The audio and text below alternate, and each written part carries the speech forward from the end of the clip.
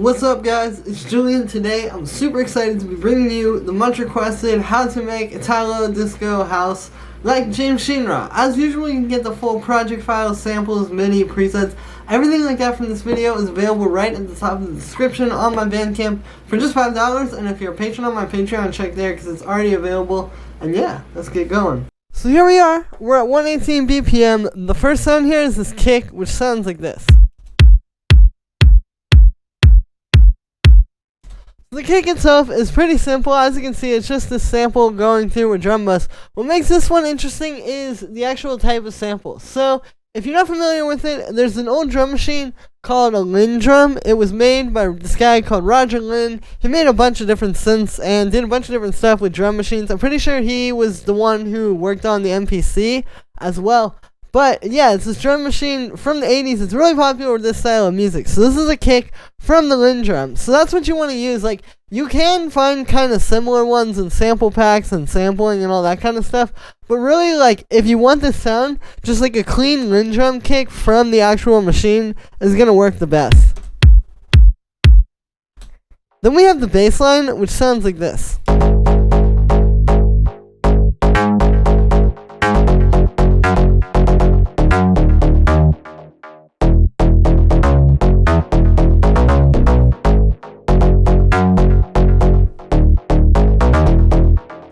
So, this bass line is actually not that complicated. It's all just in the key of G sharp minor. That is the root key that we're in. And what's happening here is you can see, like, it follows a pretty straightforward chord progression.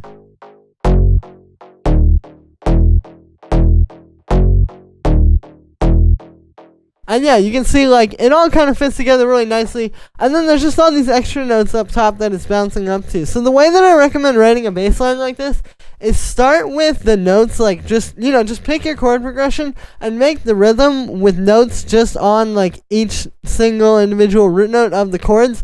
And then after you have the rhythm all just, like, in one line like that, then you can go and actually start adding in all the extra, like, higher notes and all that kind of stuff. You can just move some of the notes that are already programmed in there up and down, and it'll fit really nicely. And yeah, and then for the sound on this one, it's made with 3 layers. So we have this operator layer, the sub bass, and then this wavetable layer. So for the operator layer, this is that kind of just fat, like, very 80s, like, Yamaha DX7 style bass. The way this is being made here is it's all just 3 sine waves. And then I'm just playing with the envelopes on them. You can see mostly really just the envelope with the second oscillator, where you can see it's kind of like shorter like this, so you get that pluck into the note. And then the other thing that's really making these is just the different pitches, the chorus pitches here of the oscillators. So you can see, like, they're all at different settings, and that's really a big part of what contributes to the metallic sound. Then we just have this filter here. Here's without it. And with it, you can hear it just kind of adds a little bit of a pluck to the bass.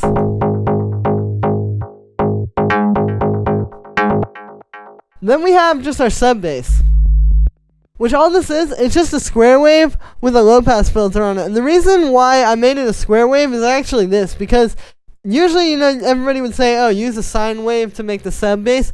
But check out what happens if we use a sine wave at this octave.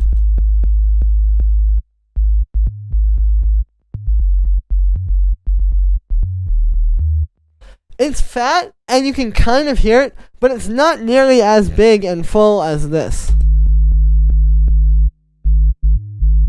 Because the square wave just has more harmonic content, so by filtering out some of the higher and more mid-range harmonic content, then we're just kind of, like, left with this really fat waveform. And yeah, and then the last layer here is the wavetable bass. And all this is just like this simple square wave plug. You can see, yeah, it's just a square wave, got a low pass filter, which you can see. We have an envelope on the frequency, so that's creating that pluck. I'm also using this note MIDI mapping here. So basically all this does is it just makes it so the higher the note is, the more open the filter will be, as you can hear. Which works nicely with a bass line like this where it's bouncing around. And then that's just going through some chorus and a bit of a high pass filter And then on all 3 basses, I have some processing, like all of them are going through. So you can see the first thing here is just a bit of echo. You can hear that it's really subtle, not a lot of feedback, not a lot of dry wet, and it's pretty filtered, but it's just kind of like giving a little bit more rhythm to the bass. And then we just have some drum bass on here. You can see it's on the hard setting, so we're getting a bit of saturation and actually some limiting, which really helps to glue the 3 basses together. And then finally, there's just this EQ, which is just cutting out a little bit of mud in the basses and then cutting out a bit of room for the kick as well. And then on the group of the kick and bass, so I have these together. Even with this style of house, you usually want to do something like this, because what it's going to do is it's going to just really glue the kick and bass together. You know, this style of music, it's all about that groove. With the super bouncy bass and then the kick just going. And so you really want to make sure you can do everything you can to just make these really fat and really full sounding together, so the overall low end is really good and not just like the kick and bass independently. So all we really have on here, all you really need to do this, you don't need much, but it's just a bit of saturation. So here's without it. And then with it, so you can hear, you know, it's just giving these a little extra push and making them both fatter separately as well as together. And then we have our lead, which sounds like this.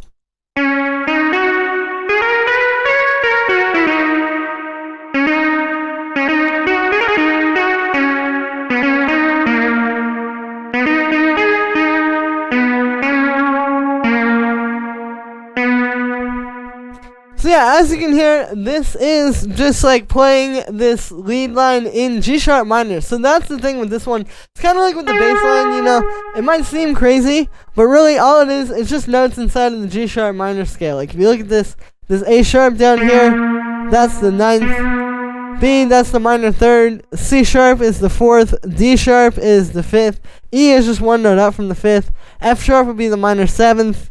And then we go back up to G sharp and then just copies of those notes we already talked about. So yeah, it's all just inside of that G sharp minor scale. And that's what you really want to do here, is it's just getting creative and finding notes that are going to play really well. Like with your bass line and the other elements in the track. You know, like how this goes. Right as the bass line's changing chords.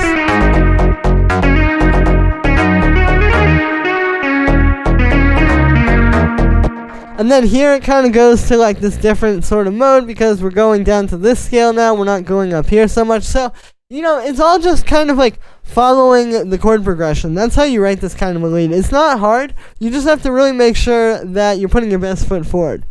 Now, for the sound with this one, it's also pretty simple as well. It's pretty much like a straightforward, just sort of like vintage quote-unquote lead sound. So, what we have here is we have a pulse wave. It's a square wave here. I've got the width up a little bit, and then I have an LFO on the pulse width of that waveform. And yeah, so that's just kind of giving it a bit of movement. Then I have this low-pass filter with an envelope on it, which you can hear that.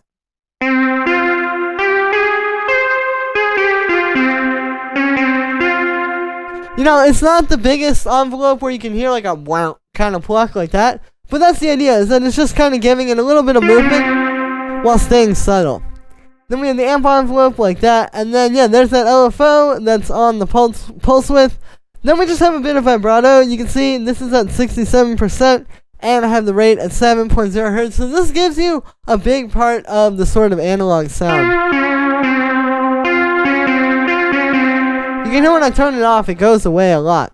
And yeah, then we just have some reverb, and then I have a bit of drum bass. And putting the drum bass after the reverb does two things. One, of course, it's fattening the sound up a lot. But what it does really well here is it also just kind of gives the whole thing this nice texture. Because you're not just giving the texture to the synth and then putting it through the reverb. You're putting the synth and the reverb through the texture. So it's just going to sound that much more like natural and, you know, really fat and analog.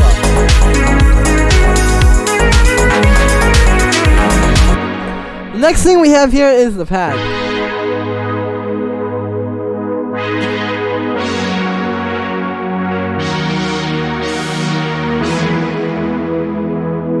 So, in terms of the chords here, this is just following the same chord progression from the bass line. So, yeah, again, you start with the chord progression, And this is going to be the foundation that all these other instruments, not just the bass line, but also like this pad and stuff, are following. So this is just playing the chord progression, and they're all just simple, quote-unquote, like triad chords, meaning chords with only 3 notes, because what's happening here is we just have basic major and minor chords.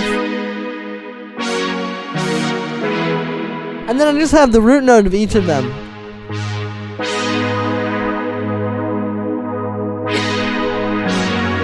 So it creates kind of that like lower element in there and just kind of rounds out the sound. And for the sound on this one, this is also made with analog, so it's just 2 saw waves, one's an octave up.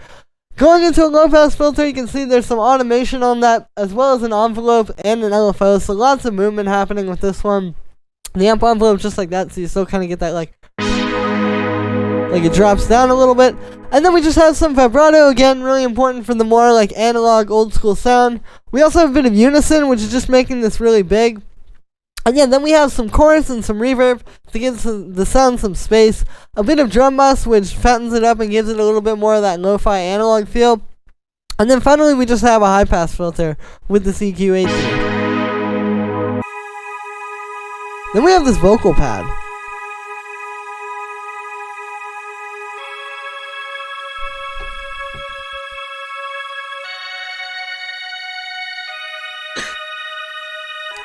So what's happening with this is it's playing a progression to kind of almost be like a counter melody to the chord progression. If you listen, it's not exactly the same thing, but it all fits together.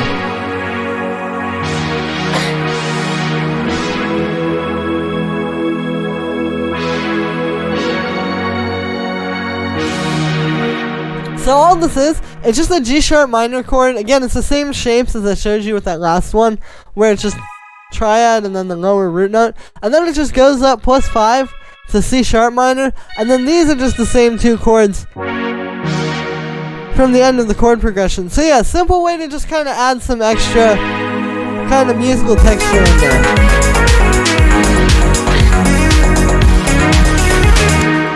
And yeah, so this is just being made with a sampler here. So what's happening is it's actually a sample of this vocal, and then I'm just using the loop here with the fade to make it loop seamlessly and just sound like it's just, you know, happening live.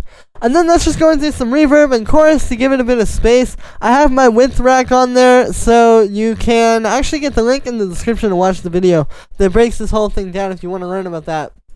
And then we just have some drum bus, which you can see, you know, even though this is more of like a background, kind of like just little atmosphere sound, you still want it to be as full and as big as possible. So that's the idea behind that. Then we just have a high pass filter.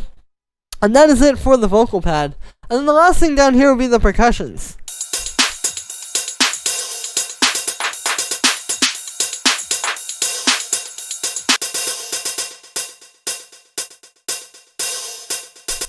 Which starts with these hi-hats, as you can hear.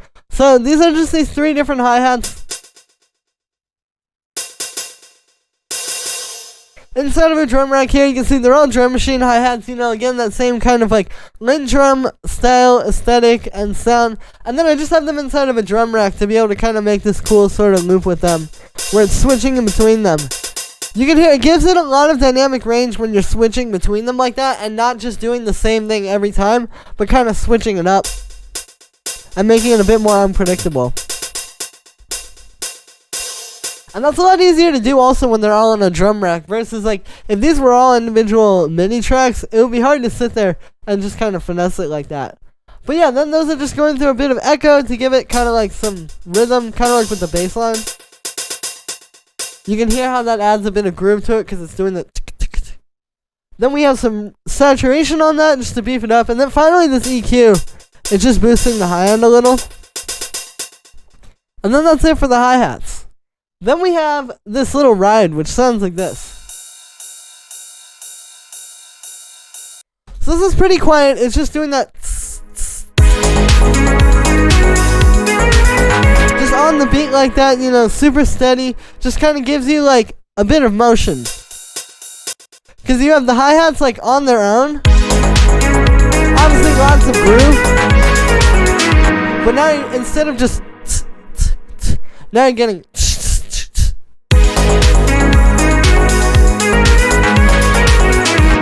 So this is also that same type of drum machine. I believe this is actually from like a 707 or a 909, like that style of ride. Then we just have a tambourine. But you can hear, this is actually going through a phaser, which is pretty strong, as you can see. And yeah, it's just a cool way to kind of give it some movement. You know, make it stand out a bit in the mix. It makes it a bit more unique, and it gives it kind of a cooler feel. And then we just have the clap and the snare. You can hear these are each playing on the 2 and 4 like that, but then there's also all these little extra notes in there like that, which just give them kind of like a little bit more movement and a little bit more life to the pattern. It doesn't feel as just sort of like, you know, aggressive and cut by numbers. And you can see with this, we have it going through a bit of saturation and an EQ as well. So the saturation just kind of makes the snare hit harder. You know, you want this to really be like on top of the mix, like it really needs to. And the EQ is just to bring out some highs. And then on the group of percussion, all we have is just some saturation and a little bit more EQ. So here's without those. And then with them, you can hear they're not making it like the hardest possible drums ever, but that's not really what you want from the style. You know, it's just making this nice and punchy and full sounding in the mix like this.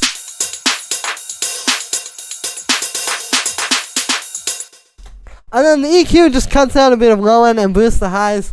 And yeah.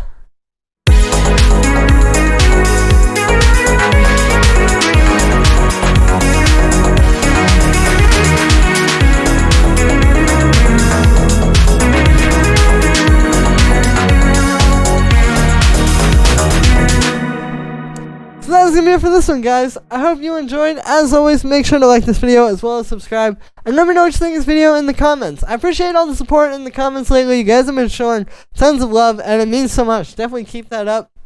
As always, you can get the full project files, samples, MIDI, presets, everything like that from this video. It's available right at the top of the description, and if you're a patron on my Patreon, check there, because it's already available. Thank you so much to everybody who has picked this one up already and is going to pick this one up. This really supports me, so thank you guys all for the support. And yeah, thank you so much, everybody, and I will see you tomorrow with another video.